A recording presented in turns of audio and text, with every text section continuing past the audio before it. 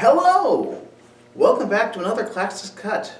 Today's reading is from a classic book, The Murder on the Orient Express by Agatha Christie. A little bit of a Christmas time-esque reading, a little wintry, but without, being the dry stuff you're probably used to at this time of year. And I guess without further ado, let's get into it. Chapter 1. An important passenger on the Orient Express. It was 5 o'clock on a winter morning in Syria. Alongside the platform in Aleppo stood the train grandly designed and designated in the railway guides as the Orient Express. It consisted of a kitchen and a dining car, a sleeping car, and 2 local coaches. By the step landing into the sleeping car stood a young French lieutenant, resplendent in his uniform, conversing with a small man, muffled up to the ears, of whom nothing was visible but the pink tip of his nose and the 2 points of an upward curled moustache. It was freezing cold, and this job of seeing off a distinguished stranger was not one to be envied, but Lieutenant Dubosc performed his part manfully. Graceful phrases fell from his lips in polished French. Not that he knew what it was all about. There had been rumors, of course, as there always were in such cases. His general's temper had grown worse and worse. And there had come this Belgian stranger, all the way from England, it seemed. There had been a week of curious tensity, and then certain things had happened. A very distinguished officer had committed suicide. Another had suddenly resigned. Anxious faces had suddenly lost their anxiety. Certain military precautions were relaxed. And the general, Lieutenant Dubosc's own particular general, had suddenly looked 10 years younger. Dubosc had overheard part of the conversation between him and the stranger. "You have saved us, mon cher," said the general emotionally, his great white moustache trembling as he spoke. "You have saved the honor of the French army, and you have averted much bloodshed. How can I thank you for accepting my request to have come so far?" To which the stranger, by name Monsieur Hercule Poirot, had made a fitting reply, including the phrase, "But indeed, do I not remember that once you have saved my life?" And then the general had made another fitting reply that, disclaiming any merit of past service, and with more mention of France, of Belgium, of glory and honor, and of such kindred things that have embraced each other heartily, and the conversation had ended. As to what it had all been about, Lieutenant Dubosc was still in the dark, but to him had been delegated the duty of seeing off Monsieur Poirot by the Orient Express, and he was carrying it out with all the zeal and ardor befitting of a young officer with a promising career ahead of him. "Today is Sunday," said Lieutenant Dubosc. "Tomorrow, Monday evening, you will be in Stamboul." It was not the first time he had made this observation. Conversations on the platform before departure of a train are apt to be somewhat repetitive in character. "That is so," agreed Mr. Poirot. "And you intend to remain there a few days, I think?" "Mais oui. Stamboul is a city I have never visited. It would be a pity to pass through comme ça." He snapped his fingers descriptively. "Nothing presses. I shall remain there as a tourist a few days." "La Sainte Sophie, it's very fine," said Lieutenant Dubosc, who had never seen it. A cold wind came whistling down the platform. Both men shivered. Lieutenant Dubosc managed to cast a superstitious glance towards his watch. 5 minutes to 5. Only 5 minutes more. Fancying the other man had noticed the glance, he hastened once more into speech. "There are few people traveling this time of year," he said, glancing up at the windows of the sleeping cars above them. "That is so," agreed Mr. Poirot. "Let us hope you'll not be snowed up in the Taurus. That happens?" "It has occurred, yes. Not this year, not yet." "Let us hope not," said Monsieur Poirot. "The weather reports from Europe, they are bad." "Very bad. In the Balkans there is much snow." "In Germany, too." "I have heard." "Eh bien," said Lieutenant Dubosc hastily, as another pause seemed to be around the corner. Tomorrow evening at 7:40, you'll be in Constantinople. Yes, Monsieur Perrault went on desperately. The Saint Sophie, I've heard about it being very fine. Magnificent, I believe. Above their heads, the blinds of one of the sleeping compartments had pushed aside, and a young woman looked out. Marie de Bonnat had had a little sleep since she left Baghdad and was preceded on the preceding Thursday. Neither in the train to Kirkuk, nor in the rest house at Mosul, nor last night in the train had she slept proper. Now weary and lying wakefully in the hot stuffiness of her overhead compartment, she got up and peered out. This must be Aleppo. Nothing to see, of course, just a long, poorly lit platform with loud, furious altercations in Arabic going on somewhere. Two men below her were talking in French. One was a French officer, the other was a little man with an enormous mustache. She smiled faintly. She had never seen anyone quite so heavily muffled. It must be very cold outside. That was why they heated the train so terribly. She tried to force the window down lower, but it would not go. The wagon-lit conductor had come up to the two men. The train is about to depart, he said. Monsieur had better mount. The little man removed his hat. What an egg-shaped head he had! In spite of her preoccupations, Mary Debonair smiled. A ridiculous-looking little man.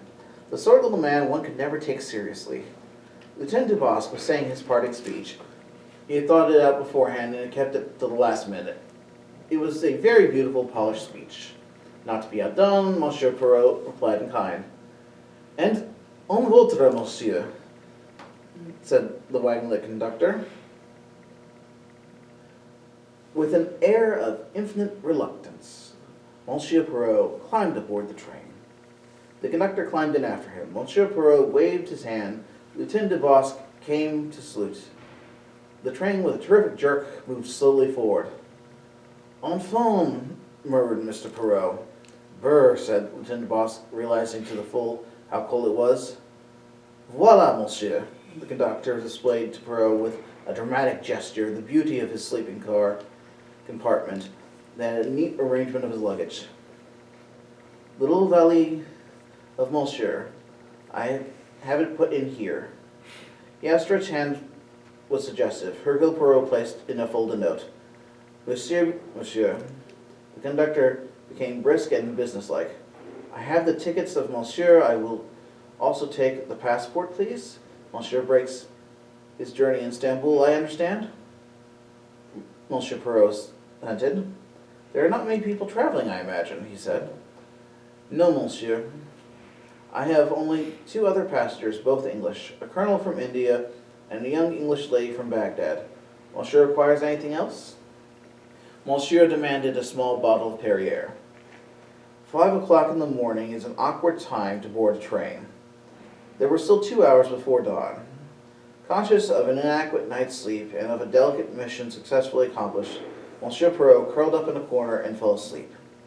When he awoke, it was 9:30, and he sallied forth to the restaurant car in search of hot coffee. There was only one occupant at the moment, obviously the young English lady referred to by the conductor. She was tall and slim and dark, perhaps 28 years of age.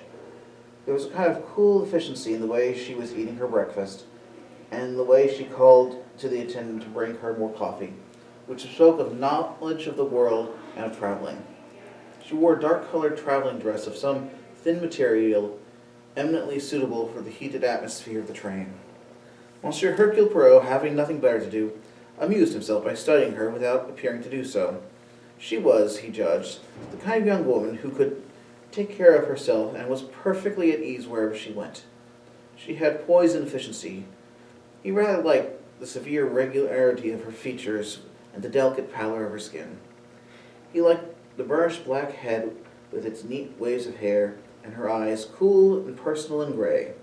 But she was, he decided, just a little too efficient to be what he called a jolie femme. Presently, another person entered the restaurant car.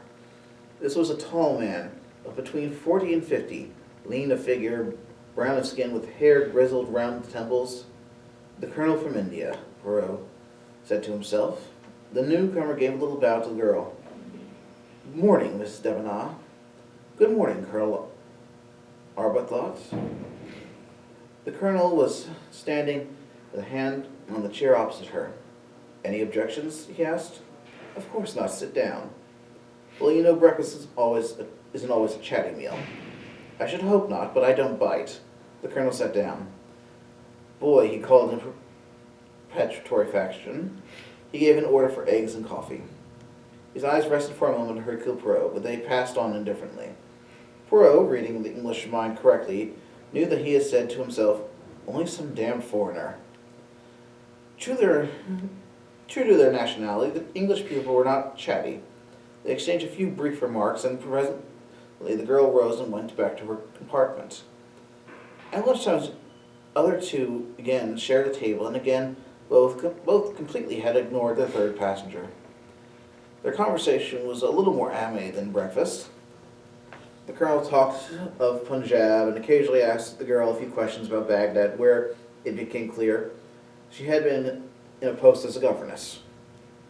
In the course of their conversation, they discovered some mutual friends, which had the immediate effect of making them more friendly and less stiff. They discussed old Tommy somebody and old Reggie someone else. The colonel inquired whether she was going straight through to England or whether she was stopping in Istanbul.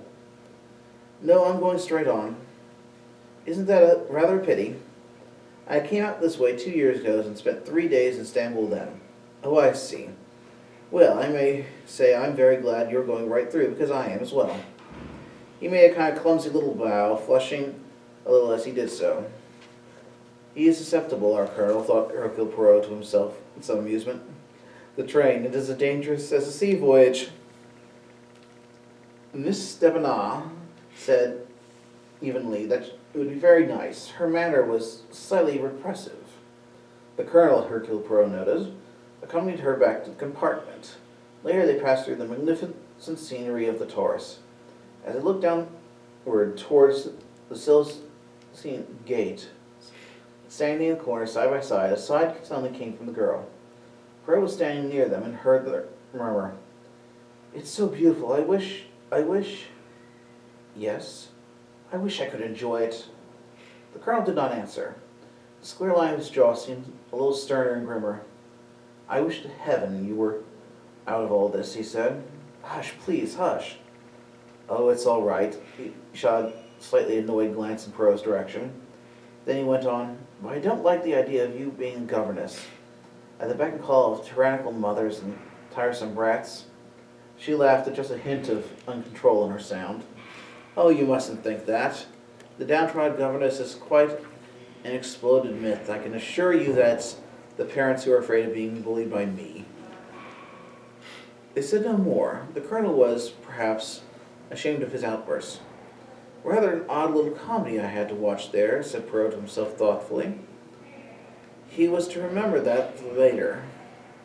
They arrived on Konya night about 11:30. The two English travelers got out and stretched their legs, pacing up and down the snowy platform. Monsieur Poirot was content to watch the teeming activity of the station through the window pane. After about 10 minutes, he, however, decided that a breath of air would not perhaps be a bad thing after all. He made careful preparations, wrapping himself up in several coats and mufflers, and encasing his neat boots and galoshes. Thus attired, he descended gingerly to the platform and began to pace its length. He walked out beyond the engine. It was the voices which gave him a clue to the fact that two indistinct figures standing in the shadowy rift of the van. The colonel was speaking. Mary. The girl interrupted him. Not now, not now. When it's all over, when it's behind us, then. Discreetly, Monsieur Poirot turned away. He wondered. He could hardly have recognized the cool, efficient voice of Miss Debenham. Curious, he said to himself.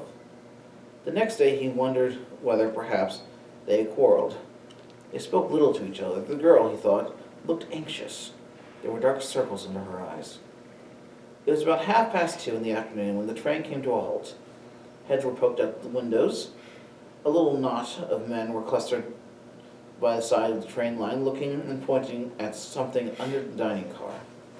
Poirot leaned out and spoke to the wagon-lit conductor, who was hurrying past. The man answered, and Poirot drew back his head, turning, almost colliding with Mary Devenant, who was standing just behind him.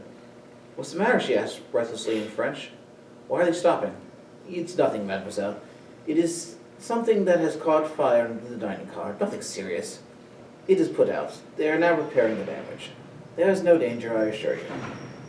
She made a little abrupt gesture, though she was waving the idea of danger aside as something completely unimportant.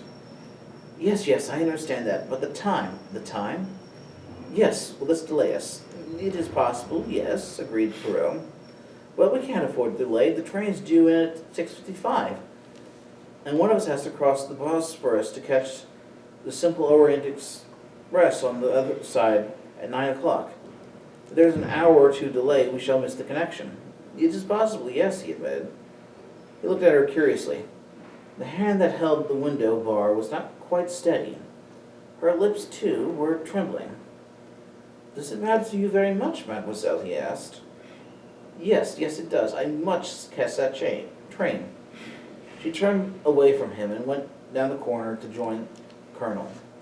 Her anxiety, however, was needless. 10 minutes later, the train started again. It arrived at Passar only about 5 minutes later, having made up the time of the journey. The Bosphorus was rough, and Poirot did not enjoy the crossing. He was separated from his traveling companions on the boat, and did not see them again. On arrival at Galata Bridge, he drove straight down to the Tocolatin Hotel. Chapter 2. The Tocolatin Hotel.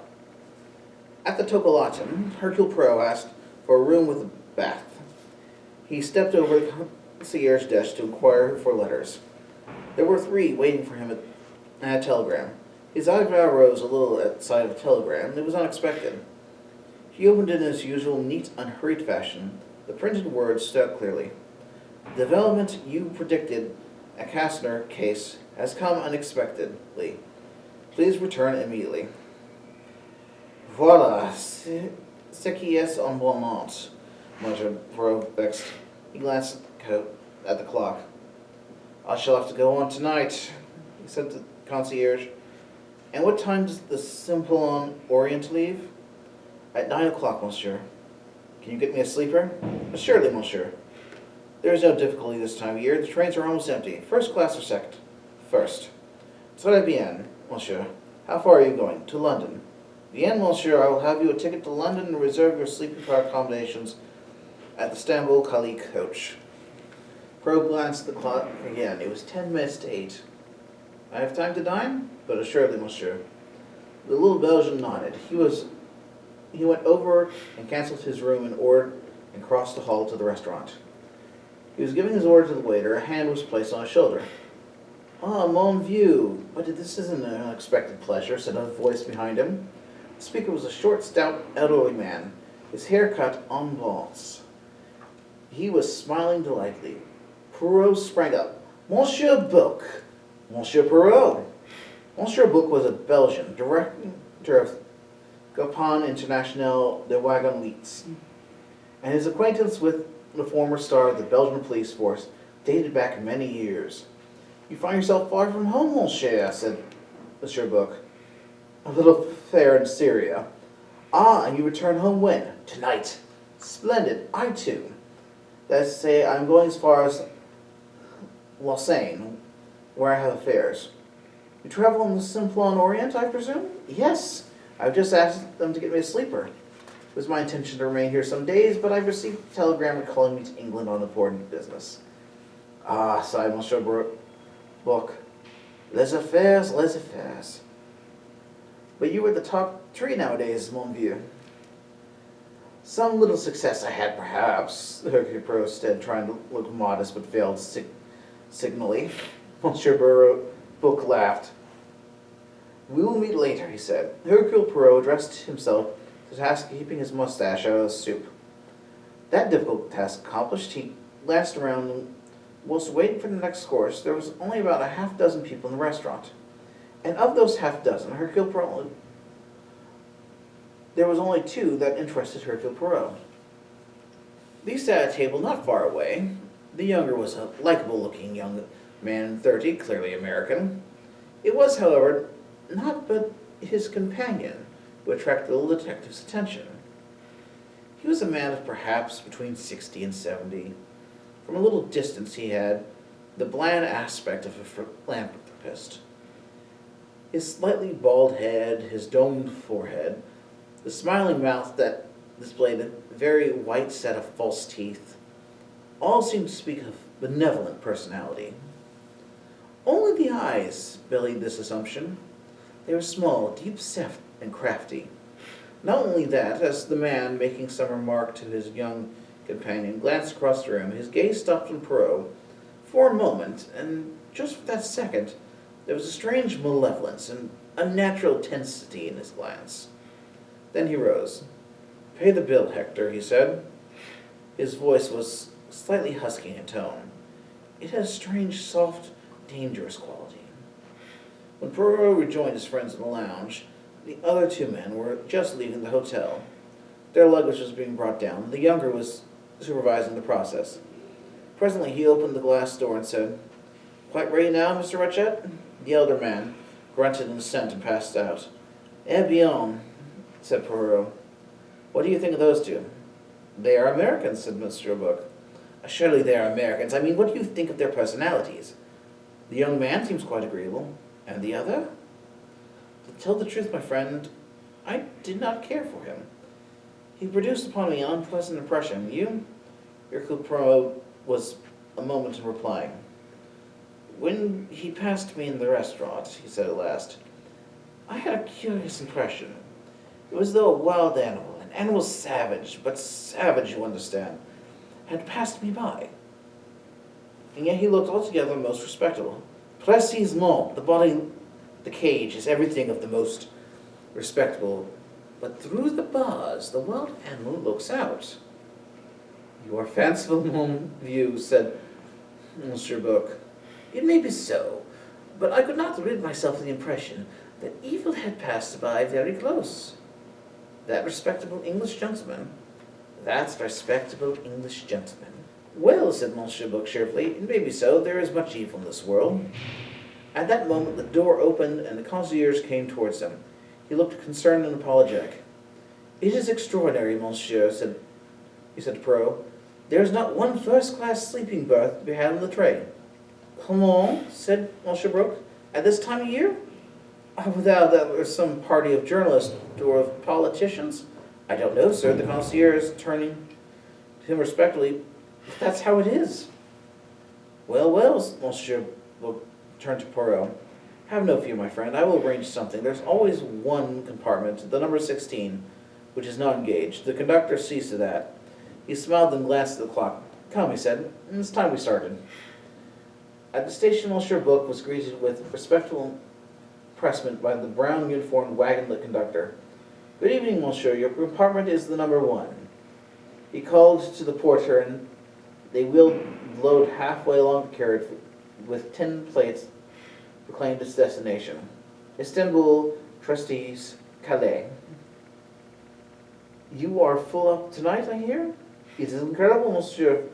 All the world like to travel tonight." "All the same, you must find a room for this gentleman here. He's a friend of mine. Can he have the number 16? "It is taken, monsieur." "What, the number 16? A glance of understanding passed between them. The conductor smiled. He was a tall, sallow man of middle age. "But yes, monsieur.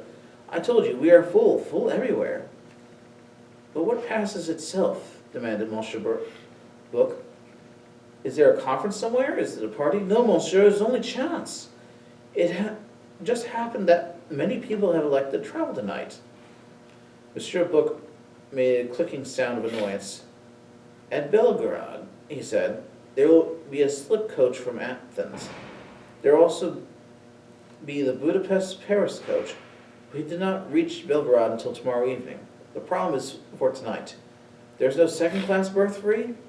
"There is a second-class berth, monsieur." "Well then." "But it's in a lady's berth. There's already a German woman compartment. A lady's maid." "This is awkward," said Monsieur Book. "Do not distress yourself, my friend," said Monsieur Poirot. I must travel in an ordinary carriage. Not at all, not at all, he turned once more to the conductor. Everyone has arrived? It is true, said the man. There is one passenger who's not yet arrived. He spoke slowly with hesitation. But speak. Number 7 berth, the second class. The gentleman has not come, and it's 4 minutes to 9. Who is it? An Englishman, the conductor consulted the list. Monsieur Harris? A name of good omens, said Monsieur Perrault. I have read my Dickens. Monsieur Harris, he will not arrive. But Monsieur's luggage is number 7, said Monsieur Book.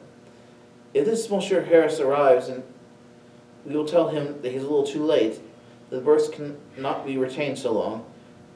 We will arrange the matter with him another way. What do I care for Monsieur Harris? As Monsieur pleases, says the conductor. He spoke to Perrault's porter, directed him where to go. He then stood aside and let Perrault enter the train. Tout à fait au revoir, monsieur, he called. The end compartment but one. Perrault passed along the corridor at somewhat slow progress, since most of the people traveling were standing outside their carriages. His polite pardons were uttered with regularity as clockwork. At last he reached the compartment indicated. Inside, reaching up to the suitcase, was the tall young American of the Tocatlan. He frowned as Perrault entered. Excuse me, he said. I think you've made a mistake.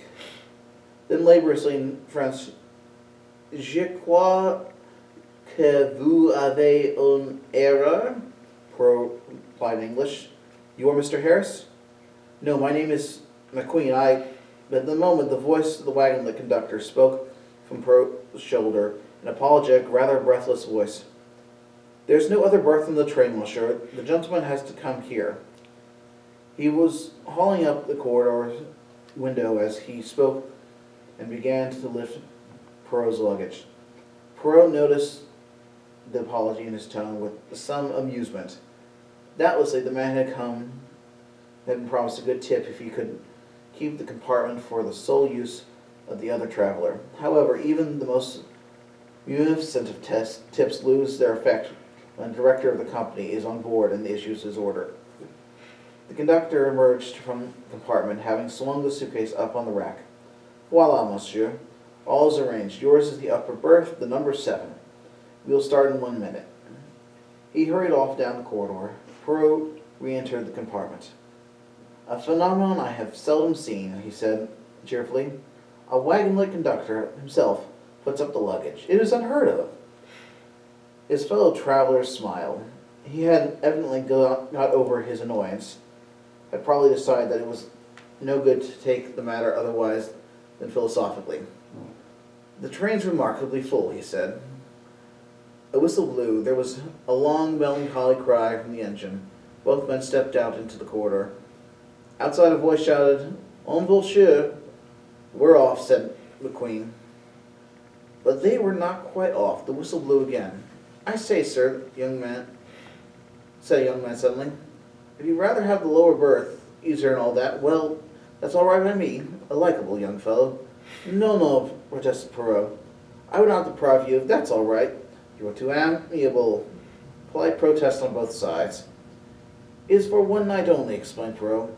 At Belgorod. Oh, I see. You're getting off at Belgorod? Not exactly. You see, there was a sudden jerk. Both men swung round to the window, looking out at the long lighted platform as it slid slowly past them. The Orient Express had just started on its 3-day journey across Europe.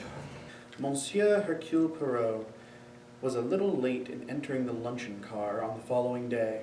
He had risen early, breakfasted almost alone, and had spent the morning going over notes of the case that was recalling him to London. He had seen little of his traveling companions. Monsieur Bourg, who was already seated, gesticulated a greeting and summoned his friend to the empty place opposite him. Perrault sat down and soon found himself in the favored position of the table, which was served first, and with the choicest of morsels. The food, too, was unusually good. It was not till they were eating a delicate cream cheese that Monsieur Book allowed his attention to wander to matters other than nourishment. He was at the stage of a meal when one becomes philosophic. "Ah," he sighed, "if I had been the pen of a Balzac, I would depict this scene." He waved his hand. "It is an idea, that," said Perrault. "Ah, you agree. It has not been done, I think, and yet it lends itself to romance, my friend. All around us are people of all classes, of all nationalities, and of all ages. For 3 days, these people, these strangers to one another, are brought together. They sleep and eat under one roof and cannot get away from each other, and at the end of those 3 days they part. They go their several separate ways, never perhaps to see each other again." "And yet," said Perrault, "suppose an accident." "Oh no, my friend. From your point of view, it would be regrettable, I agree, but nevertheless, let us just for one moment suppose it. Then, perhaps, all of these things are linked together by death." "Some more wine, Monsieur Bouc," hastily pouring it in. "You are morbid, mon cher. It is, perhaps, the digestion." "It is true," said Perrault, "that the food in Syria was not, perhaps, quite suited to my stomach." He sipped his wine, then leaning back, he ran his eye thoughtfully around the car. There were 13 people seated there, and, as Monsieur Bouc had said, of all classes and nationalities. He began to study them. At the table opposite them were 3 men. They were, he guessed, single travelers graded and placed there by the unerring judgment of the restaurant attendants. A big, swarthy Italian was picking his teeth with gusto. Opposite him, a spare, neat Englishman had the expressionless, disapproving face of the well-trained servant. Next to the Englishman was a big American in a loud suit, possibly a commercial traveler. "You've got to put it over big," he was saying in a loud, nasal voice. The Italian removed his toothpick to gesticulate with it freely. "Sure," he said. "That's what I tell you all the time." The Englishman looked out the window and coughed. Perrault's eye passed on. At a small table, sitting very upright, was one of the ugliest old ladies he had ever seen. It was an ugliness of distinction. It fascinated rather than repelled. She sat very upright. Round her neck was a collar of very large pearls, which, improbable though it seemed, were real. Her hands were covered in rings. Her sable coat was pushed back on her shoulders. A very small, expensive black toque was hideously unbecoming to the yellow, toad-like face beneath it. She was speaking now to the restaurant attendant in a clear, courteous, but completely autocratic tone. "You will be sufficiently amiable to place in my compartment a bottle of mineral water and a large glass of orange juice. You will arrange that I shall have chicken cooked without sauces for dinner this evening, also some boiled fish." The attendant replied respectfully that it should be done. She gave a slight gracious nod of the head and rose. Her glance caught Perrault's and swept over him with the nonchalance of the uninterested aristocrat. "That is Princess Dragomarov," said Monsieur Bouc in a low tone. "She's a Russian. Her husband realized all this money before the revolution and invested it abroad. She is extremely rich, a cosmopolitan." Perrault nodded. He had heard of Princess Dragomarov. "She is a personality," said Monsieur Bouc. "Ugly as sin, but she makes herself felt. Do you agree?" Perrault agreed. At another of the large tables, Marie Debenham was sitting with 2 other women. One of them was a tall, middle-aged woman in a plaid blouse and tweed skirt. She had a mass of faded yellow hair unbecomingly arranged in a large bun, wore glasses, and had a long, mild, amiable face, rather like a sheep. She was listening to the third woman, a stout, pleasant-faced elderly woman who was talking in a slow, clear, monotone fashion, which showed no signs of pausing for breath or coming to a stop. And so my daughter she said, you just can't apply American methods to this country. It's natural to the folks here to be indolent, she said. They just haven't got any hustle in them. But all the same, you'd be surprised to know what our college there is doing. They've gotten a fine staff of teachers. I guess there's nothing like education. We've got to apply our Western ideals and teach the East to recognize them. My daughter says... The train plunged into a tunnel, and the calm, monotonous voice was drowned out. At the next table, a small one, sat Colonel Arbuthnot, alone. His gaze was fixed upon the back of Mary Debenham's head. They were not sitting together, yet it could easily have been managed. Why? Perhaps, Perrault thought, Mary Debenham had demurred. A governess learns to be careful. Appearances are important. A girl with her living to get has to be discreet. His glance shifted to the other side of the carriage. At the far end, against the wall, was a middle-aged woman dressed in black with a broad, expressionless face. German or Scandinavian, he thought. Probably a German lady's maid. After her came a couple leaning forward and talking animatedly together. The man wore English clothes of loose tweed, but he was not English. Though only the back of his head was visible to Perrault, the shape of it and the set of his shoulders betrayed him. A big man, well made. He turned his head suddenly, and Perrault saw his profile, a very handsome man of 30-odd, with a big, fair moustache. The woman opposite him was a mere girl, 20 at a guess. A tight-fitting little black coat and skirt, white satin blouse, small, chic black toque perched at the fashionable, outrageous angle. She had a beautiful, foreign-looking face, dead white skin, large brown eyes, jet black hair. She was smoking a cigarette in a long holder. Her manicured hands had deep red nails. She wore one large emerald set in platinum. There was coquetry in her glance and voice. Elle est jolie et chic, murmured Perrault. Husband and wife, eh? Monsieur Buck nodded. Hungarian embassy, I believe, he said, a handsome couple. There were only two more lunchers, Perrault's fellow traveler McQueen and his employer, Mr. Ratchet. The latter sat facing Perrault, and for the second time Perrault studied the unprepossessing face, nothing the false benevolence of the brow and the small, cruel eyes.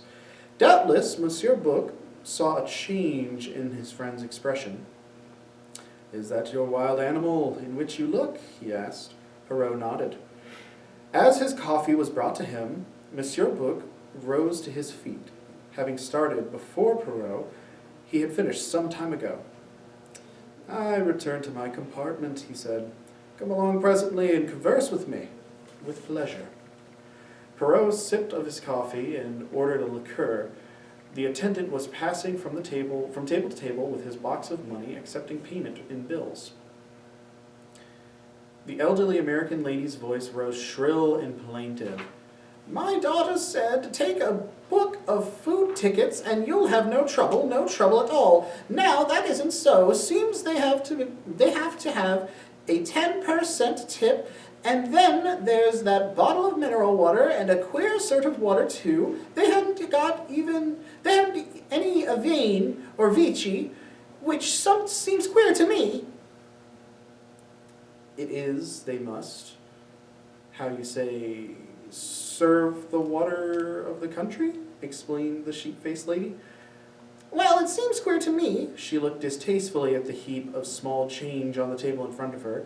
"Look at all this peculiar stuff he has given me. Diners or something. Just a lot of rubbish. It looks, my daughter said." Mary Debenham pushed back her chair and left with a slight bow to the other two. Colonel Arbuthnot got up and followed her.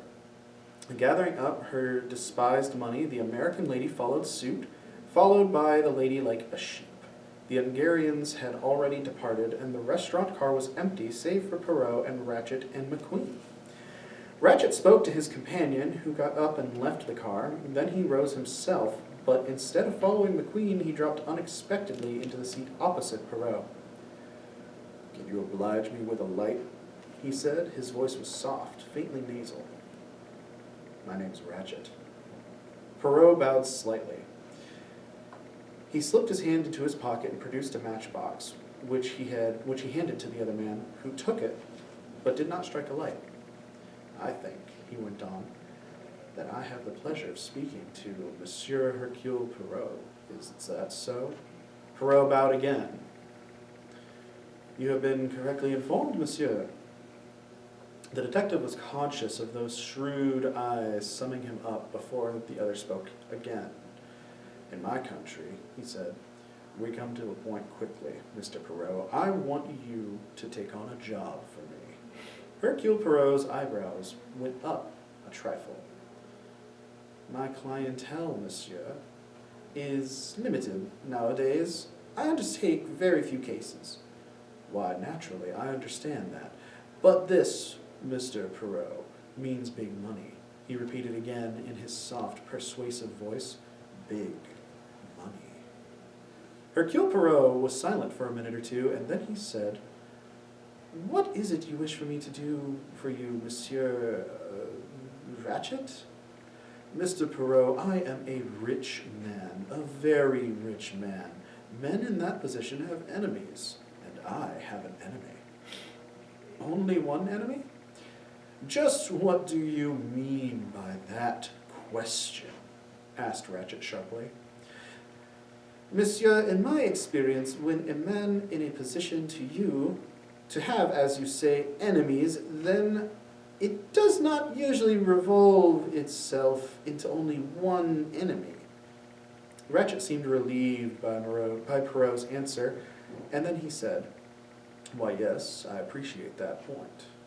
Enemy or enemies, it doesn't matter. What does matter is my safety. Safety? My life has been threatened, Mr. Poirot. Now, I'm a man who can take good care of himself. From the pocket of his coat hand, he brought up a small automatic into sight for just a moment. Then he continued grimly, I don't think I'm the kind of man to be caught napping. But as I look at it, I might as well make assurance doubly sure.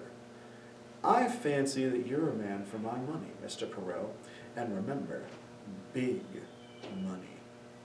Poirot looked at him thoughtfully for some minutes. His face was completely expressionless. The other could have no clue as to what was passing through his... The other could have no clue as to what thoughts were passing through that mind. I regret, monsieur, he said at length. I cannot oblige you. The other man looked at him shrewdly. Name your figure, then. Poirot shook his head. You do not understand, monsieur. I have been very fortunate in my profession. I have made enough money to satisfy both my needs and my caprices. I take now only such cases as interest me. You've got pretty good nerve, said Ratchet. Will $20,000 tempt you? It will not. If you're holding out for more, you won't get it. I know what a thing's worth to me. I also, Monsieur Ratchet. What's wrong with my proposition? Poirot rose. If you will forgive me for being personal, I do not like your face, Monsieur Ratchet. And with that, he left the restaurant car. Chapter 4, A Cry in the Night. The Simplon Orient Express arrived in Belgrade at 8:45 that evening. It was not due to depart again until 9:15, so Poirot descended to the platform. He did not, however, remain there long. The cold was bitter, and though the platform itself was protected, heavy snow was falling outside. He returned to his compartment. The conductor, who was on the platform stamping his feet and waving his arms to keep warm, spoke to him. Your valises have been moved, monsieur, to compartment number 1, the compartment of Monsieur Bouc. But where's Monsieur Bouc, then? He has moved into the coach from Athens, which has just been put on.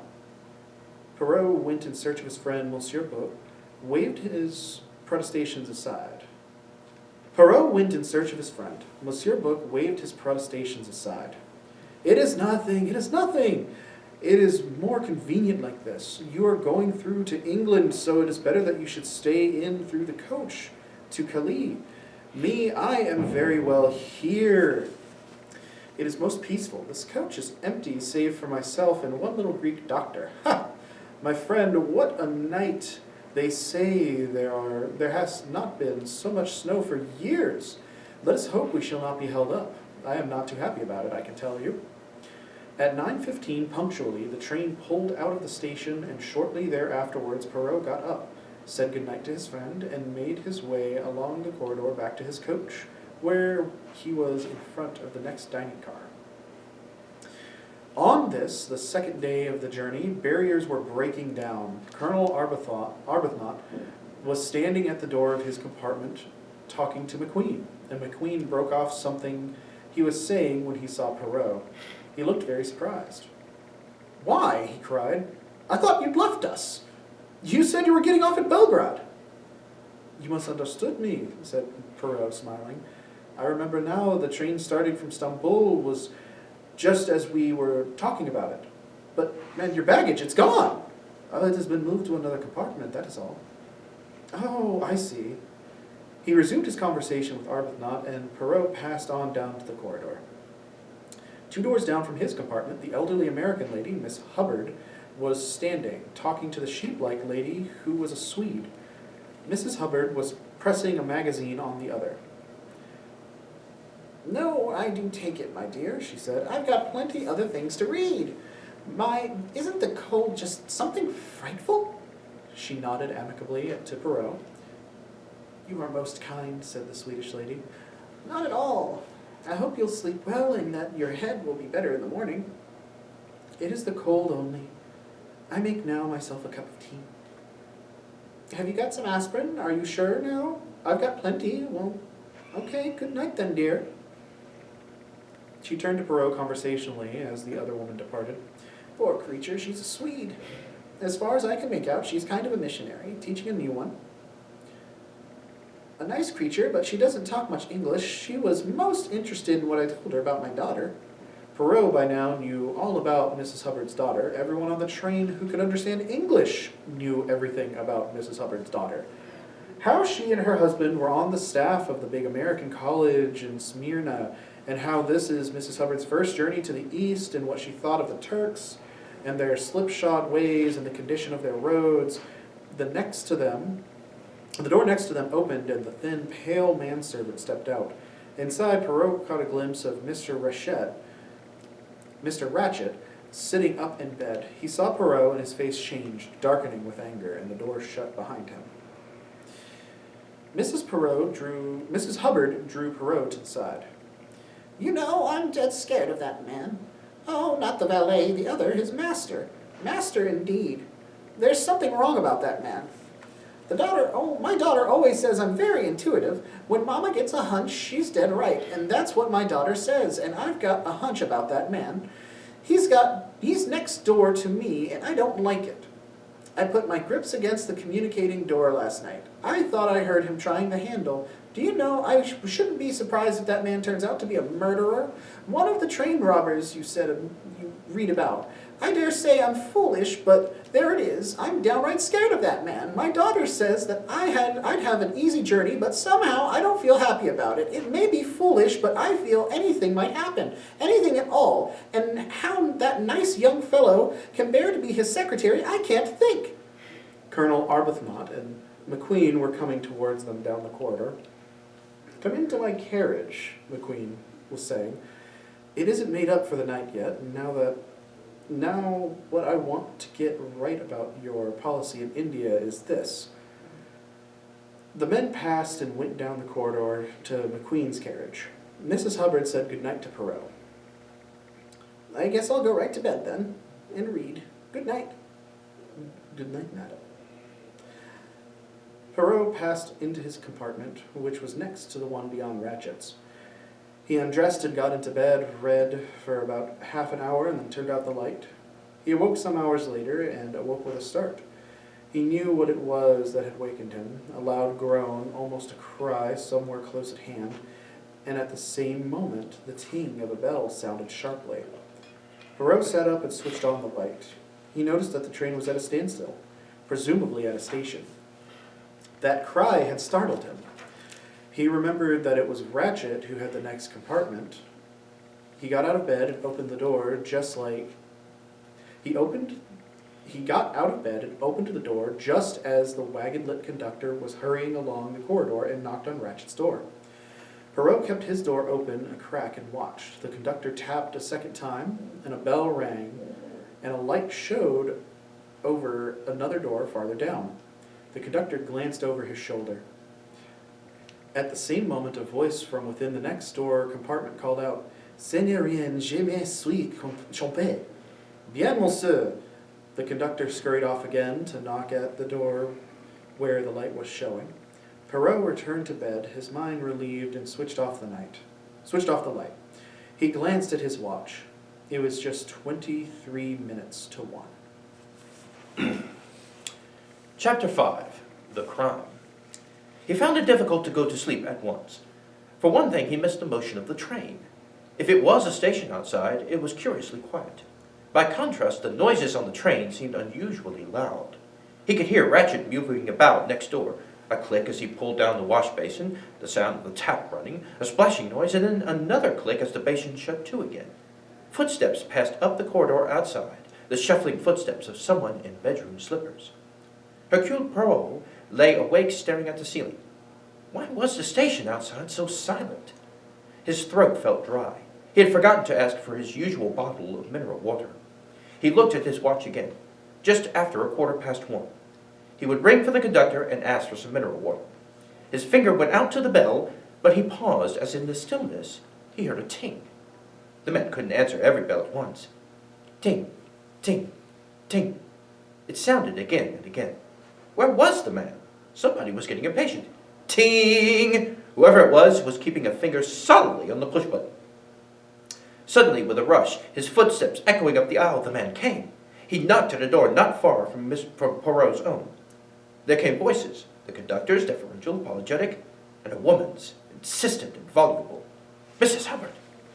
Poirot smiled to himself. The altercation, if it was one, went on for some time. Its proportions were 90% of Mrs. Hubbard's to a soothing 10% of the conductor's. Finally, the matter seemed to be adjusted. Poirot heard distinctly, "Bonne nuit, madame," and a closing door. He pressed his own finger on the bell. The conductor arrived promptly. He looked hot and worried. "De l'eau minéral, s'il vous plaît." "Bien, monsieur." Perhaps a twinkle in Poirot's eye led him to unburden himself. "La dame américaine." "Yes?" He wiped his forehead. "Imagine to yourself the time I have had with her. She insists, but insists, that there is a man in her compartment. Figure to yourself, monsieur, in a space of this size?" He swept his hand around. "Where would he conceal himself? I argue with her. I pointed out that it is impossible. She insists. She woke up and there was a man there. And how, I asked, did he get out and leave the door bolted behind him? But she will not listen to reason. As though there were not enough to worry us already. This snow." "Snow? But yes, monsieur. Monsieur has not noticed. The train has stopped. We have run into a snowdrift. Heaven knows how long we shall be here. I remember once being snowed up for 7 days. Where are we? Between Vinkovy and Brod." "La la," said Poirot vexedly. The man withdrew and returned with water. "Bonsoir, monsieur." Poirot drank a glass of water and composed himself to sleep. He was just dropping off when something again woke him. This time it was as though something heavy had fallen with a thud against the door. He sprang up, opened it, and looked out. Nothing. But to his right, some distance down the corridor, a woman wrapped in a scarlet kimono was retreating from him. At the other end, sitting on his little seat, the conductor was entering up figures on large sheets of paper.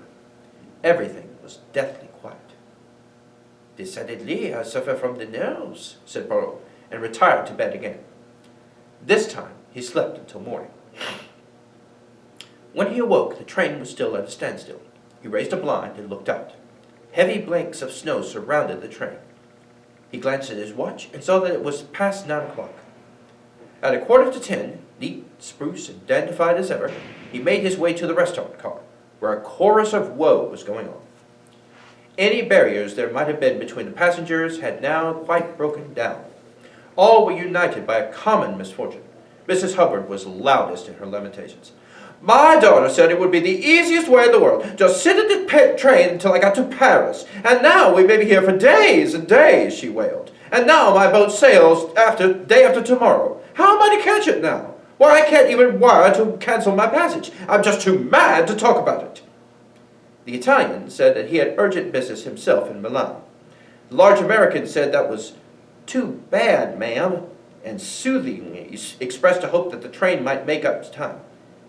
My sister, our children wait for me, said the Swedish lady, and wept. I get no word to them. What will they think? They will say bad things have happened to me. How long shall we be here? Demanded Mary Debenham. Does anybody know? Her voice sounded impatient, but Poirot noted there were no signs of the almost feverish anxiety with which she displayed during the check to the trip to the Taurus Express. Mrs. Hubbard was off again. There isn't anybody knows a thing on this train, and nobody's trying to do anything. Just a pack of useless foreigners. Why, if this weren't home, there'd be someone at least trying to do something. Arbuthnot turned to Poirot and spoke in careful British French. Votez un directeur de la ligne de croix, monsieur. Vous pouvez nous dire? Smiling, Poirot corrected him. No, no, he said in English. It is not I. You confound me with my friend, Monsieur Book. Oh, I'm sorry. Not at all. It is most natural. I am now in the compartment that he had formerly. Monsieur Book was not in the restaurant car. Poirot looked about to notice who else was absent. Princess Dragobirov was also missing, and the Hungarian couple. Also Ratchet, his valet, and the German lady's maid. The Swedish lady wiped her eyes. I am foolish, she said. I am bad to cry. All is for the best, whatever happened. This Christian spirit, however, was far from shared. That's all very well, said McQueen restlessly. We may be here for days. What is this country, anyway? Demanded Mrs. Hubbard tearfully. On being told it was Yugoslavia, she said, Oh, one of those Balkan things. What can you expect? You are the only patient one, mademoiselle, said Poirot to Miss Debenham. She shrugged her shoulders slightly. What can one do? You are a philosopher, mademoiselle. That implies a detached attitude. I think my attitude is more selfish. I have learned to save myself useless emotion. She was speaking more to herself than to him. She was not even looking at him. Her gaze went past him, out of the window to where the snow lay in heavy masses. You are a strong character, mademoiselle, said Poirot gently. You are, I think, the strongest character among us. Oh, no. No, indeed. I know one far, far stronger than I am. And that is? She seemed suddenly to come to herself, to realize she was talking to a stranger and a foreigner, to whom, until this morning, she had only exchanged half a dozen sentences. She laughed, a polite but estranging laugh. Well, that old lady, for instance. You probably noticed her. A very ugly old lady, but rather fascinating. She has only to lift a little finger and ask for something in a polite voice, and the whole train runs. It runs also for my friend, Monsieur Book, said Poirot. But that is because he is a director of the line, and not because he has a strong character. Mary Debenham smiled. The morning wore away. Several people, Poirot amongst them, remaining in the dining car. The communal life was felt, at the moment, to pass the time better. He heard a good deal more about Mrs. Hubbard's daughter, and he heard the lifelong habits of Mr. Hubbard, deceased, from his rising in the morning and commencing breakfast with a cereal to his final rest at night in the bed socks that Mrs. Hubbard herself had been in the habit of knitting for him. It was when he was listening to a confused account of the missionary aims of the Swedish lady that one of the wagon-lit conductors came into the car and stood at his elbow. Pardon, monsieur. Yes? The compliments of Monsieur Book, and he would be glad if you would be so kind as to come to him for a few moments. Poirot rose, uttered excuses to the Swedish lady, and followed the man out of the dining car. It was not his own conductor, but a big, fair man. He followed his guide down the corridor of his own carriage and along the corridor of the next one. The man tapped at a door, then stood aside to let Poirot enter. The compartment was not Monsieur Book's own. It was a second-class one, chosen presumably because of its slightly larger size. It certainly gave the impression of being crowded. Monsieur Book himself was sitting on a small seat in the opposite corner. In the corner next to him, in the window, facing him, was a small, dark man looking out at the snow. Standing up and quite preventing Perrault from advancing any farther were a big man in blue uniform, the chef de train, and his own wagonlet conductor. "Ah, my good friend," cried Monsieur Book, "come in. We have need of you." The little man in the window shifted along the seat, and Perrault squeezed past the other two men and sat down facing his friend. The expression on Monsieur Book's face gave him, as he would have expressed it, furiously to think. It was clear that something out of the common had happened. "What has occurred?" he asked. "You may well ask that. First this snow, this stoppage, and now—" He paused, and a sort of strangled gasp came from the wagon-lit conductor. "And now what?" "And now a passenger lies dead in his berth, stabbed!" Monsieur Book spoke with a kind of calm desperation. "A passenger? What passenger?" An American, a man called, he consulted some notes in front of him. "Ratchet, that is right, Ratchet!" "Yes, monsieur," the wagon-lit man gulped. Perrault looked at him. He was as white as chalk. "You had better let that man sit down," he said. "He may faint otherwise." The chef de train moved, and the wagon-lit man sank down into the corner and buried his face in his hands. "Well," said Perrault, "this is serious." "Certainly it is serious. To begin with, a murder. In that itself it is a calamity of the first water. But not only that, the circumstances are unusual. Here we are brought to a standstill. We may be here for hours, and not only hours, days. Another circumstance. Passing through most countries, we have the police of that country on the train. But in Yugoslavia, no. You comprehend?" "It is a position of most difficulty," said Perrault. "There is worse to come. Dr. Constantine, I forgot, I have not introduced you. Dr. Constantine, Monsieur Perrault." The little dark man bowed, and Perrault returned the bow. "Dr. Constantine is of the opinion that death occurred at about 1 a.m. "It is difficult to speak exactly in these matters," said the doctor, "but I think I can say definitely that death occurred between midnight and 2 in the morning."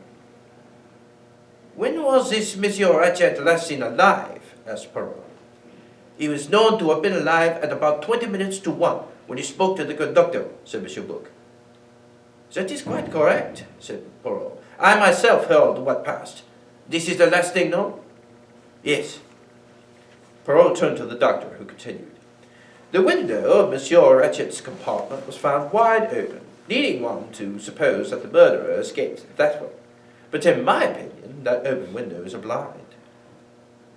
Anyone departing that way would have left distinct traces in the snow. There were none." "The crime was discovered on the wind?" asked Perrault. "Michel!" The wagon-lit conductor sat up. His face still looked pale and frightened. "Tell this gentleman exactly what occurred," ordered Monsieur Book. This man spoke somewhat jerkily. "The valet of this Monsieur Ratchet, he tapped several times at the door this morning. There was no answer.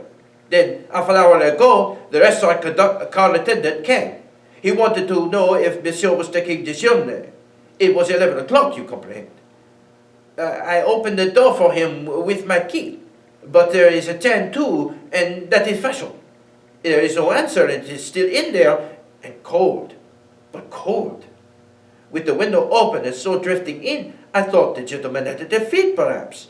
I get the chef de train. We broke the chain and went in. He was, oh, c'est terrible." He buried his face in his hands again. "The door was locked and chained on the inside," said Perrault thoughtfully. "It was not suicide, eh?" The Greek doctor gave a sardonic laugh. "Does a man who commits suicide stab himself in 10, 12, 15 places?"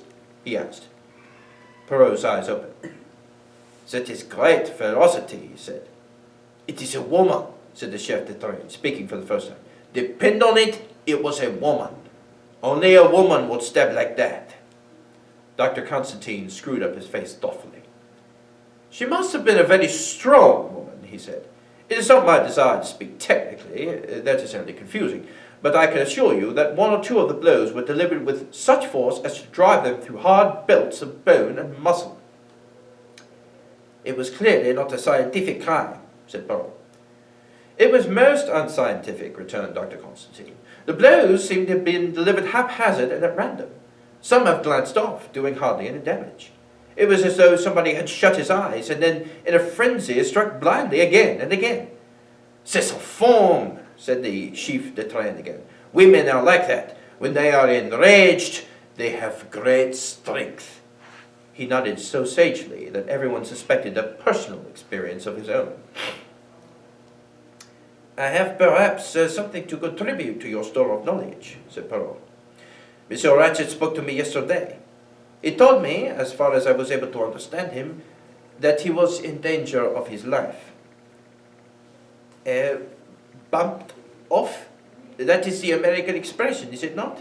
Asked Monsieur Book. Then it is not a woman. It is a gangster or a gunman. The chef de train looked pained as seeing his theory come to naught. If so, said Poirot, it seems to have been done very amateurishly. His tone expressed professional disapproval. There is a large American on the train, said Monsieur Book, pursuing his idea. A common-looking man with terrible clothes. He chews the gum, which I believe is not done in good circles. You know what I mean? The wagon-led conductor to whom he had appealed nodded. Oui, monsieur, the number 16. But it cannot have been he. I should have seen him enter or leave the compartment. You might not, but we will go into that presently. The question is, what to do? He looked at Poirot. Poirot looked back at him. Come, my friend, said Monsieur Book. You can comprehend what I am about to ask of you. I know your powers. Take command of this investigation. No, do not refuse. See, to us it is serious. I speak for the Compagnie Internationale des Wagons. By the time the Yugoslavian police arrive, how simple if we can present them with a solution. Otherwise, delays, annoyances, 1,000,001 inconveniences. Perhaps, who knows, a serious annoyance to innocent persons. Instead, you solve the mystery. We say, a murder has occurred, this is the criminal. And suppose I do not solve it. Ah, mon cher, Monsieur Book's voice became positively caressing. I know your reputation. I know something of your methods. This is the ideal case for you. To look up the antecedents of all these people, to discover the bona fides. All that takes time and endless inconvenience. But have I not heard you say often that to solve a case, a man has only to lie back in his chair and think? Do that. Interview the passengers on the train, view the body, examine what clues there are, and then, well, I have faith in you. I am assured that it is no idle boast of yours. Lie back and think. Use, as I have heard you say so often, the little grey cells of the mind, and you will know. He leaned forward, looking affectionately at the detective. Your faith touches me, my friend, said Poirot emotionally. As you say, this cannot be a difficult case. I myself last night, but we will not speak of that now. In truth, this problem intrigues me. I was reflecting, not half an hour ago, that many hours of boredom lay here whilst we are stuck here. And now, a problem lies right into my hand. You accepting? Ah, said Monsieur Book eagerly. C'est surtout. You place the matter entirely in my hands. Ah, good. We are all at your service. To begin with, I should like a plan of the Istanbul-Calais coach with a note of the people who occupied the several compartments, and I should also like to see their passports and their tickets. Michel will get you those. The wagon-lit conductor left the compartment. What other passengers are on the train? Asked Poirot. In this coach, Dr. Constantine and I are the only travelers. In the coach from Bucharest is an old gentleman with a lame leg. He is well known to the conductor. Beyond that are the ordinary carriages, but these do not concern us, since they were locked after dinner had been served last night. Forward of the Istanbul-Calais coach, there is only the dining car. Then it seems, said Poirot slowly, as though we must look for our murderer in the Istanbul-Calais coach. He turned to the doctor. That is what you were hinting, I think. The Greek nodded. At half an hour after midnight, we ran into the snowdrift. No one can have left the train since then. Monsieur Book said solemnly, the murderer is with us, on the train now. Chapter 6. A Woman. First of all, said Poirot, I should like a word or two with young Mr. Macquis. You may be able to give us valuable information.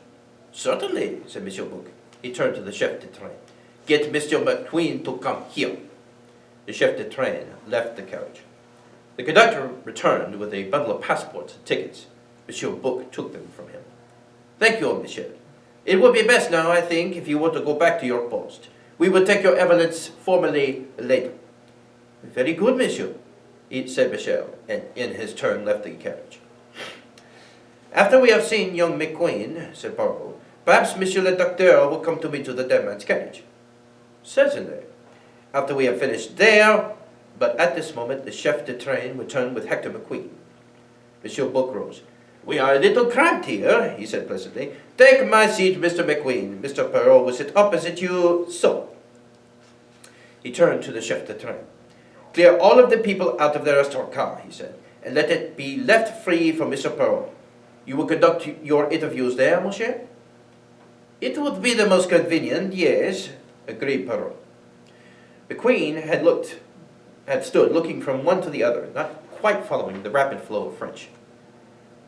Qu'est-ce qu'il y a? He began laboriously. Pourquoi? With a vigorous gesture, Poirot motioned him to the seat in the corner. He took it and began once more. Pourquoi? Then, checking himself and relapsing into his own tongue, what's up on the train? Has anything happened? He looked from one man to another. Poirot nodded. Exactly. Something has happened. Prepare yourself for a shock. Your employer, Mr. Ratchet, is dead. McQueen's mouth pursed itself into a whistle. Except that his eyes grew a shade brighter, he showed no signs of shock or distress. So they got him after all, he said. What exactly do you mean by that phrase, Mr. McQueen? McQueen hesitated. You are assuming, said Poirot, that Monsieur Ratchet was murdered. Wasn't he? This time McQueen did show surprise.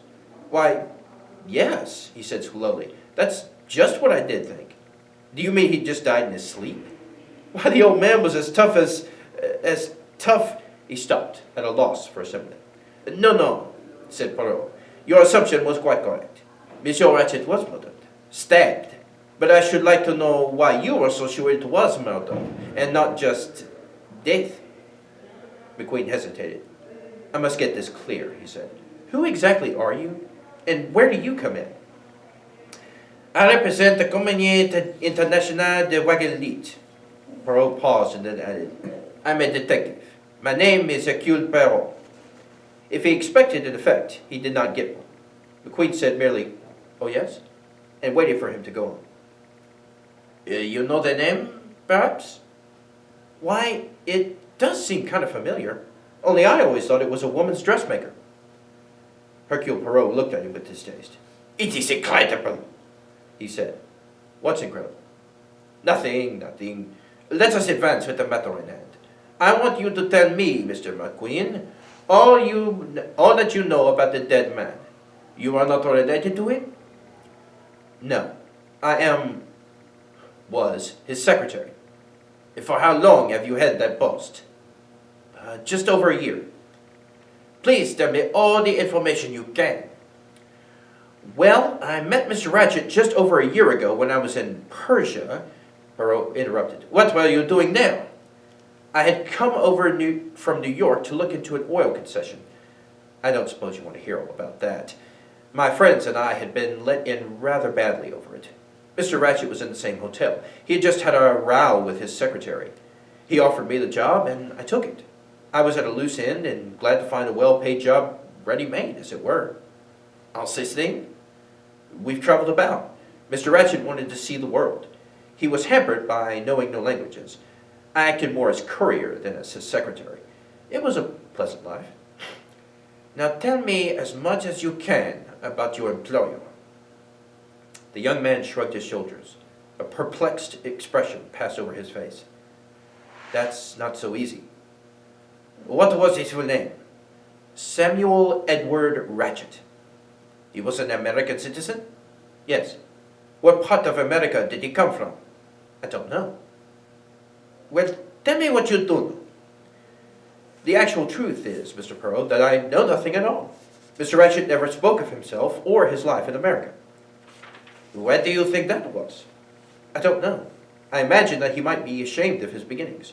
Some men are. Does that strike you as a satisfactory solution? Frankly, it doesn't.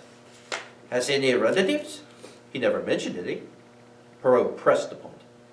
You must have formed some theory, Mr. McQueen.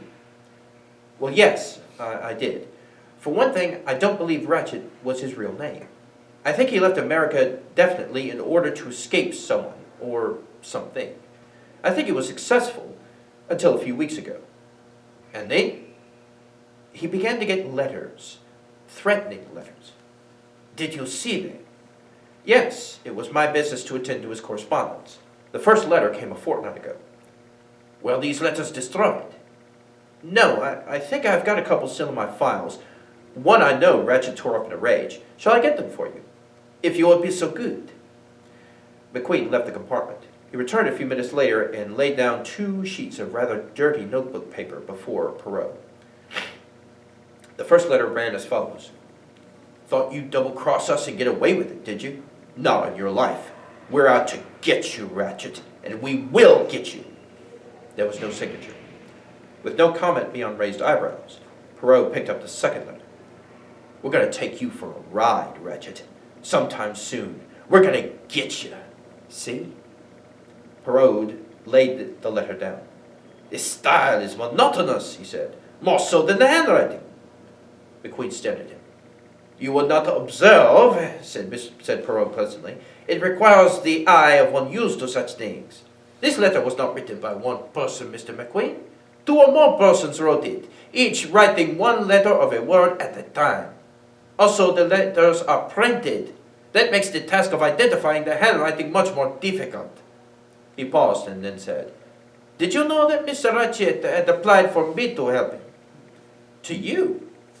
McQueen's astonished tone told Perrault quite certainly that the young man had not known of it. The detective nodded. Yes, it was allowed. Tell me, how did he act when he received the first letter? McQueen hesitated. It's difficult to say. He passed it off with a laugh in that quiet way of his. But somehow, he gave a slight shiver.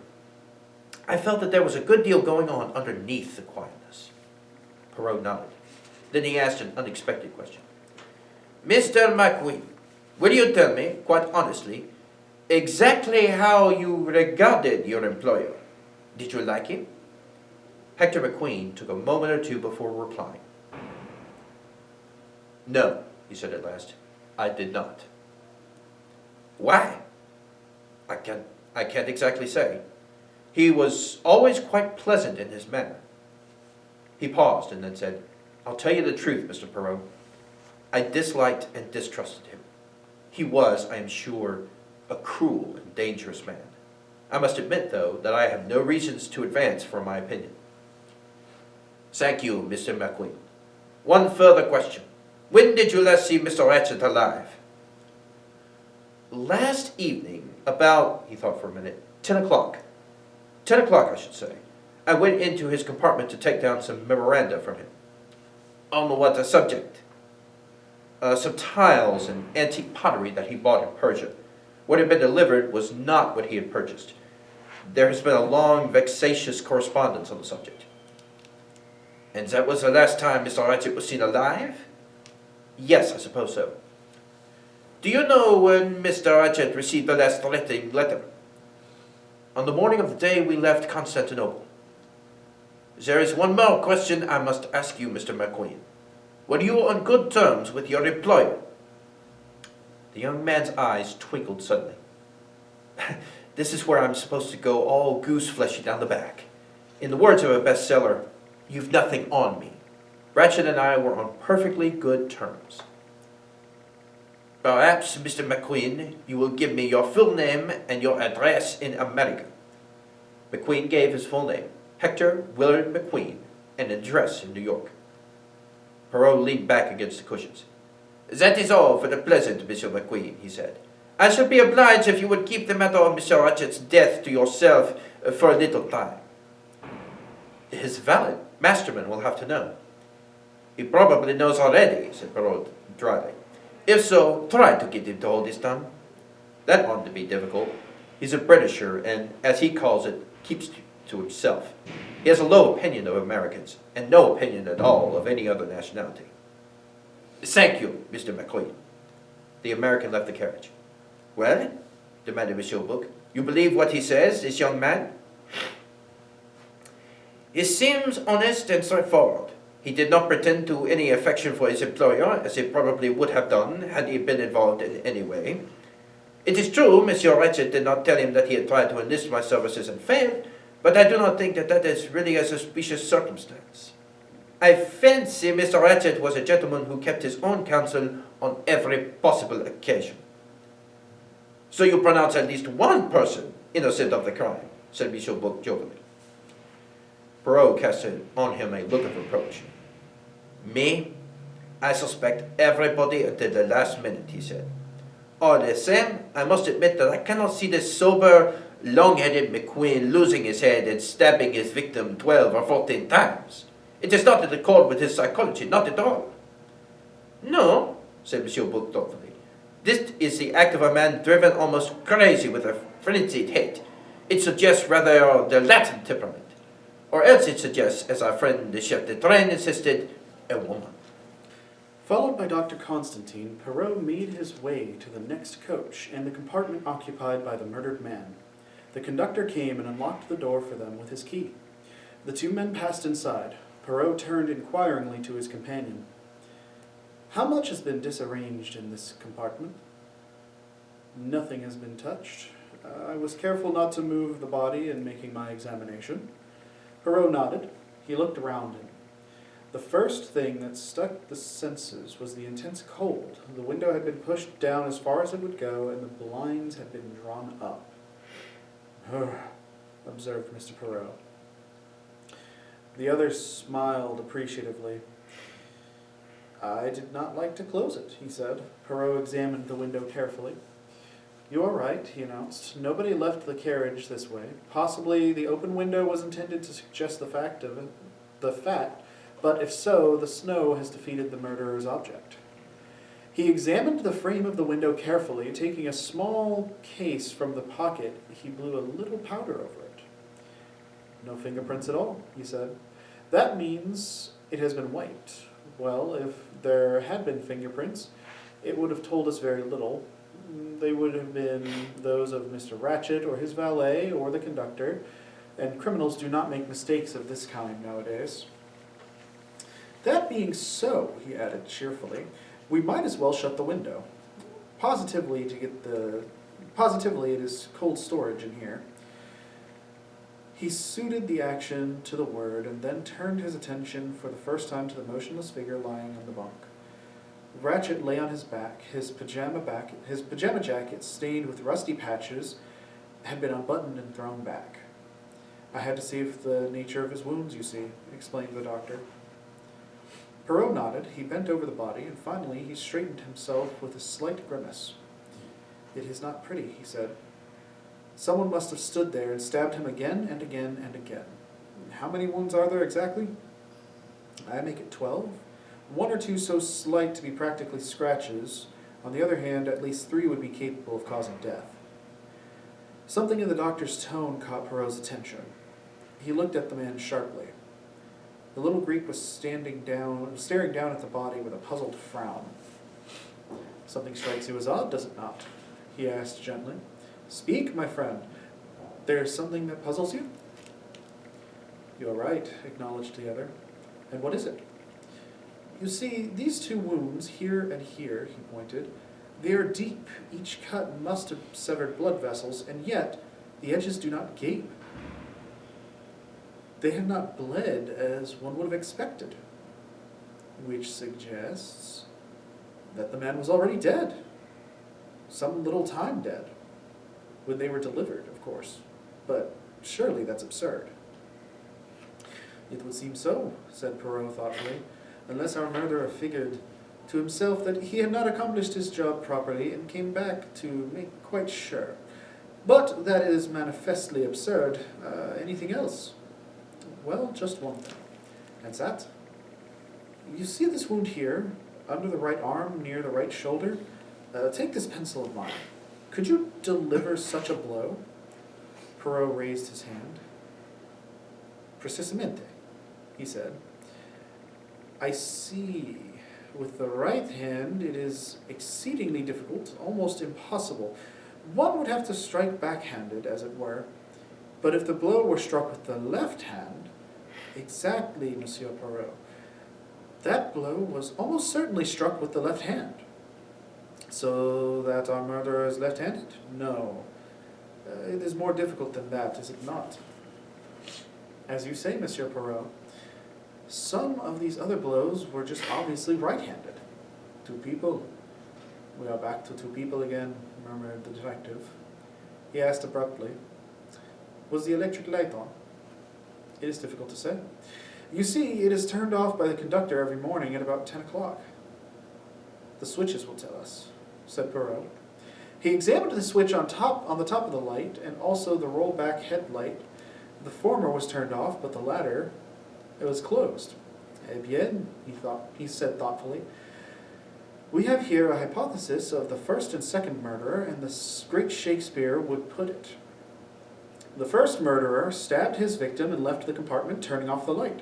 The second murderer came in the dark, did not see that his or her work had been done, and stabbed the body at least twice. Qu'aviez-vous d'essai? Magnificent, said the little doctor with enthusiasm. The other's eye twinkled. You think so? I am glad. It sounded to me like the nonsense. What other explanation can there be? That is just what I am making myself. Have we here a coincidence or what? Are there any inconsistencies, such as would point to two people being concerned? I think I can say yes. Some of these blows, as I've already said, point to a weakness, a lack of strength or a lack of determination. They are feeble, glancing blows, but this one here and this one, he again pointed, great strength was needed for these blows. They have penetrated the muscle. They were, in your opinion, delivered by a man. Most certainly. They could not have been delivered by a woman. A young, vigorous, athletic woman might have struck them, especially if she were in the grip of a strong emotion, but it is, in my opinion, highly unlikely. Perrault was silent for a moment or two. The other said anxiously, you understand my point. Perfectly, said Perrault.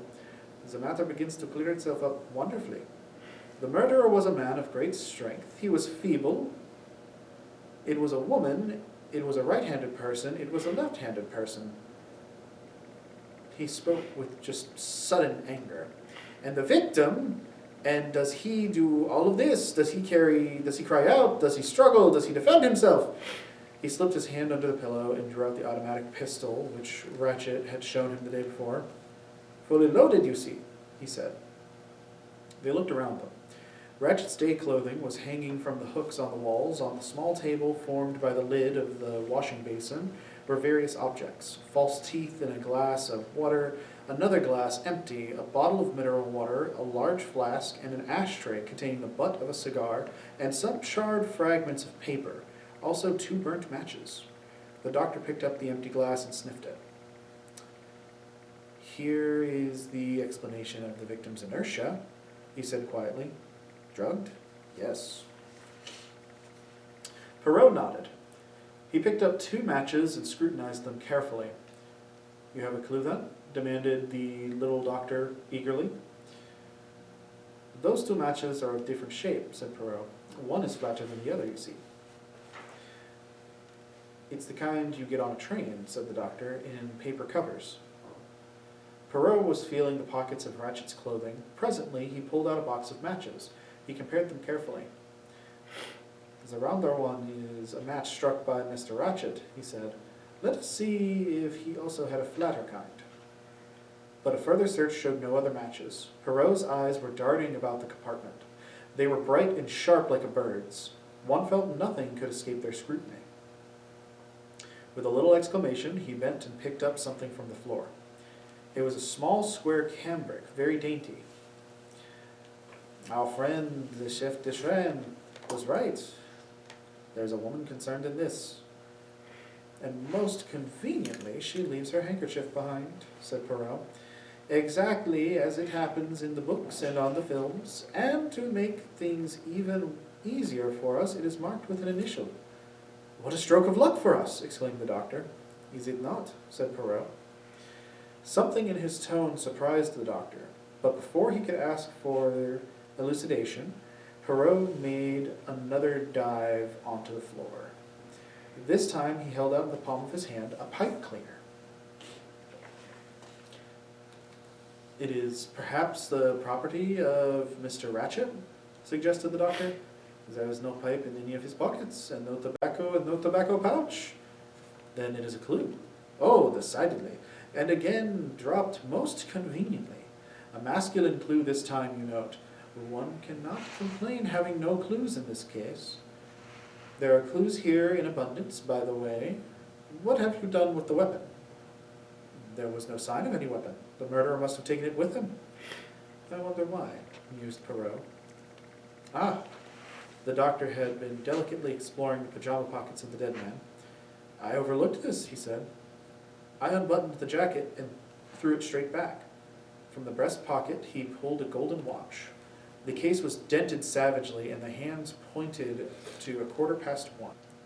You see, cried Constantine eagerly, this gives us the hour of the crime. It agrees with my calculations. Between midnight and 2 in the morning is what I said, and probably about 1 o'clock. Though it is difficult to be exact in these matters, in the end, here is a confirmation, 1:15. That was the hour of the crime. It is possible, yes, it is certainly possible.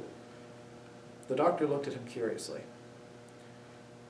You will pardon me, Mr. Perrault, but I do not quite understand you. I do not quite understand myself. I understand nothing at all, and, as you perceive, that worries me. He sighed and bent over the little table, examining the charred fragment of paper. He murmured to himself, what I need at this moment is an old-fashioned woman's hat box. Dr. Constantine was at a loss to know what to make of his singular remark. In any case, Perrault gave him no time for questions. Opening the door into the corridor, he called for the conductor. The man arrived at a run. How many women are there on this coach? The conductor counted on his fingers. 1, 2, 3, 6, monsieur. The old American lady, a Swedish lady, the young English lady, the Countess Andriani, and Madame la Princess Dragomirov, and her maid. Perrault considered. They all have hat boxes, yes? Yes, monsieur. Then bring me, let me say, yes, the Swedish lady's and that of the lady's maid. Those two are the only hope. You will tell them it is a customs regulation, something, anything that occurs to you. That will be all right, monsieur. Neither lady is in her compartment at the moment. Then be quick. The conductor departed. He returned with 2 hat boxes. Perrault opened that of the lady's maid and tossed it aside. Then he opened the Swedish lady's and uttered an exclamation of satisfaction. Removing the hats carefully, he disclosed round humps of wire netting. Ah, here's what we need. About 15 years ago, hat boxes were made like this.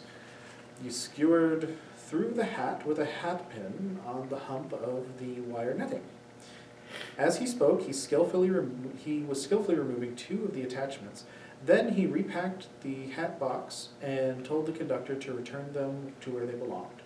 When the door was shut behind once more, he turned to his companion. See you, my dear doctor, me. I am not one to rely upon the expert procedure.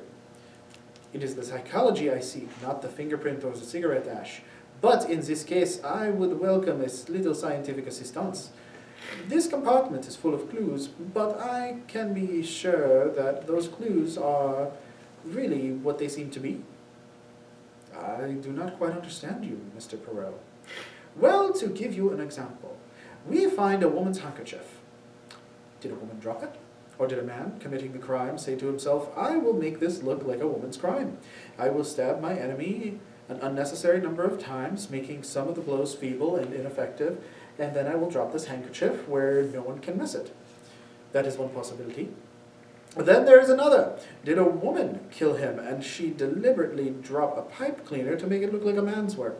Or are we seriously to suppose that two people, a man and a woman, were separately concerned and that each was so careless as to drop a clue to their identity?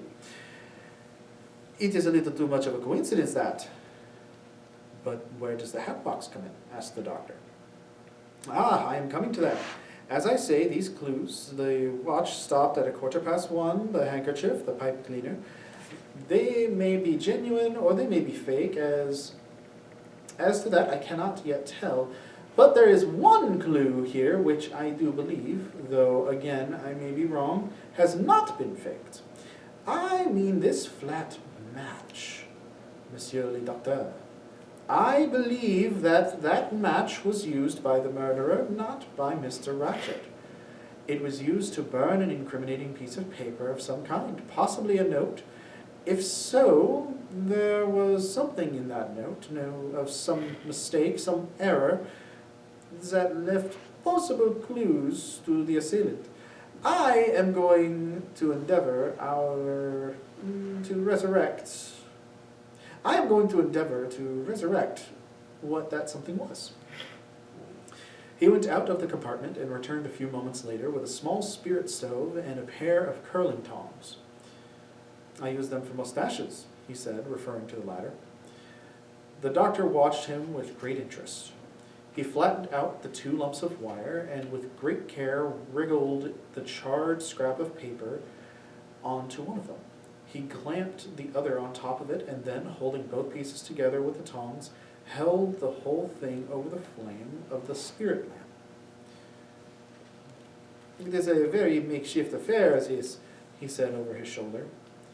Let us hope that this will answer its purpose. The doctor watched the proceedings attentively. The metal began to glow. Suddenly he saw faint indications of letters. Words formed themselves slowly, words of fire. It was a very thin scrap. Only 3 words and a part of another showed. Remember little Daisy Armstrong. Ah! Perrault gave a sharp exclamation.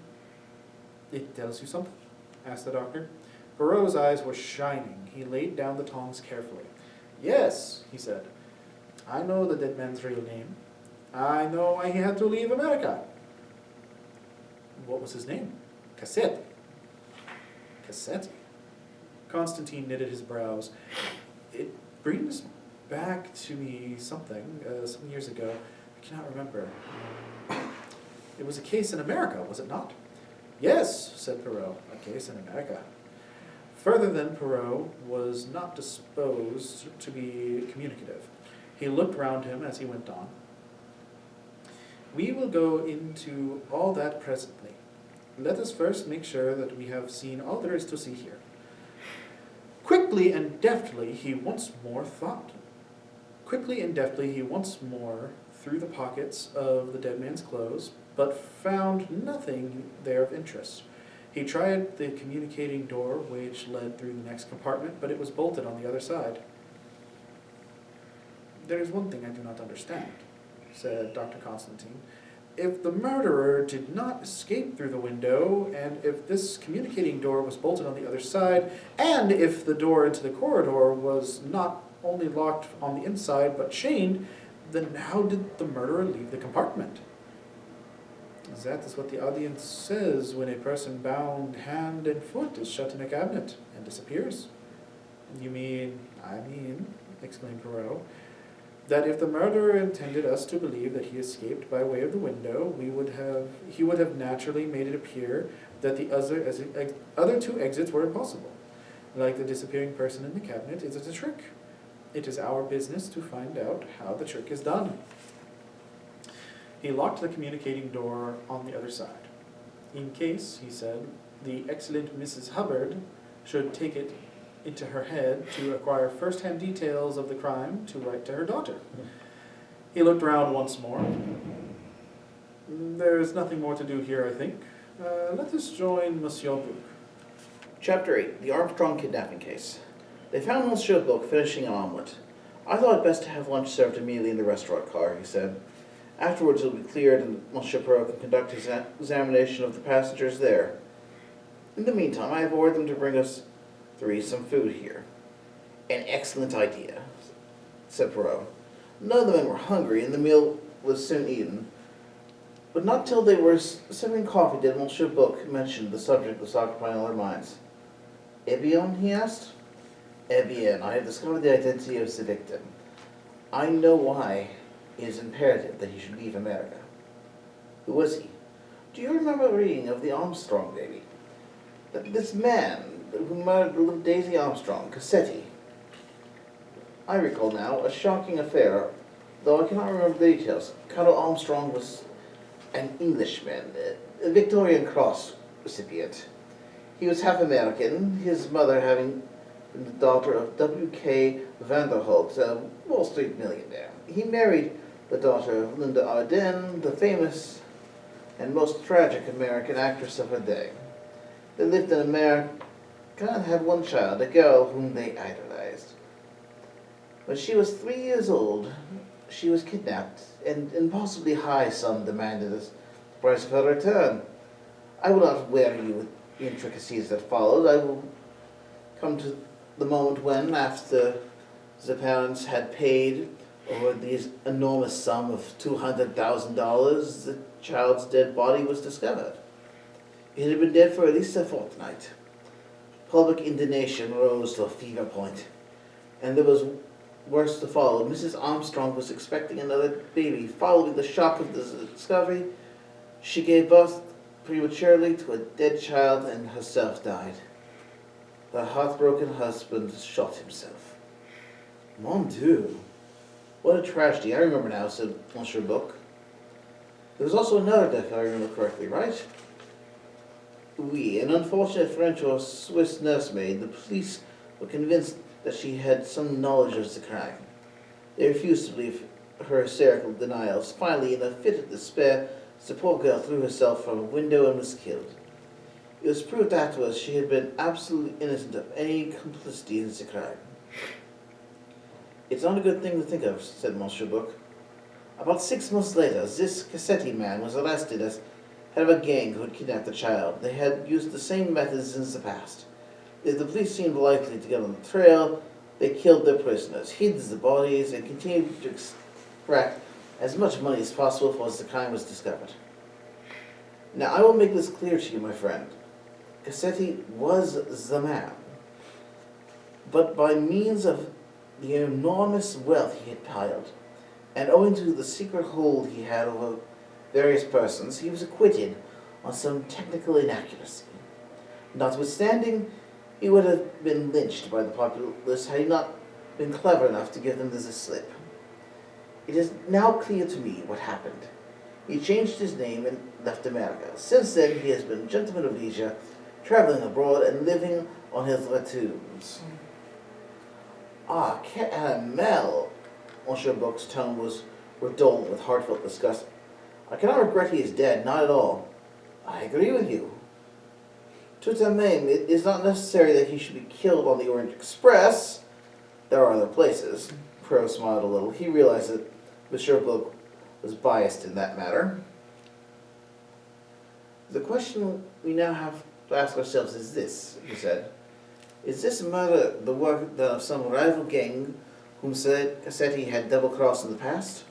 Or is it an act of private vengeance?" He examined the discovery of the few words of the charred fragment of paper. "If I am right in my assumptions, then the letter was burnt by the murderer. Why?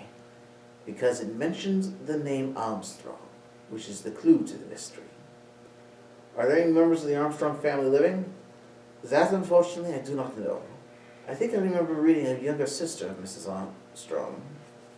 Perrault went on to relate the joint conclusions of himself and Dr. Constantine. Monsieur Bouc brought into the mission of the broken watch. "That seems to give us the time of the crime very exactly." "Yes," said Perrault, "it is very convenient. There was an indescribable something in his tone that made both the other two look at him curiously. "You say you heard yourself Ratchet speak to the conductor at 20 minutes to 1, asked Mr. Book. Poirot related just what occurred. "Well," said Monsieur Book, "that proves that at least that Cassetti, or Ratchet, I should continue to call him, was certainly alive at 20 minutes to 1. 23 minutes to 1 to be precise. That at 12:37, to put it formally, Mr. Ratchet was alive. That is one fact at least." Poirot did not reply. He sat looking thoroughly in front of him. There was a tap on the door. The restaurant attendant entered. "The restaurant car is free now, monsieur," he said. "We will go there," said Monsieur Book, rising. "May I accompany you?" asked Constantine. "Certainly, my dear doctor, unless Mr. Poirot has an objection." Not at all," said Poirot. After a little politeness in the matter of the proceedings, "Après vous, monsieur, mais no après vous," they left the compartment. And that, folks, I feel like is a good place to leave off. We have a dead body, a motive, but perhaps not a means, and most importantly, no suspect. If you wish to follow up on this little book, there's copies in every single branch, as well as the fact that they can be found online through Cloud Library and Hoopla. And if you prefer somebody who's a little better at a Belgian accent than myself, there's also an audio version on both of those sites as well. I have been Robert Tobias. I'm Will Byrne. I'm Mike Breen. Keep on reading, and we're classically cutting you. I thought it was classically cutting out. Something or other. Yep. I may keep that at the end. I feel like keeping that at the end is even better. Classically cutting you. I thought it was classically cutting out. Oops. Because even I looked at the camera like, Classically cutting you feels like what happened to Ratchet. This is true.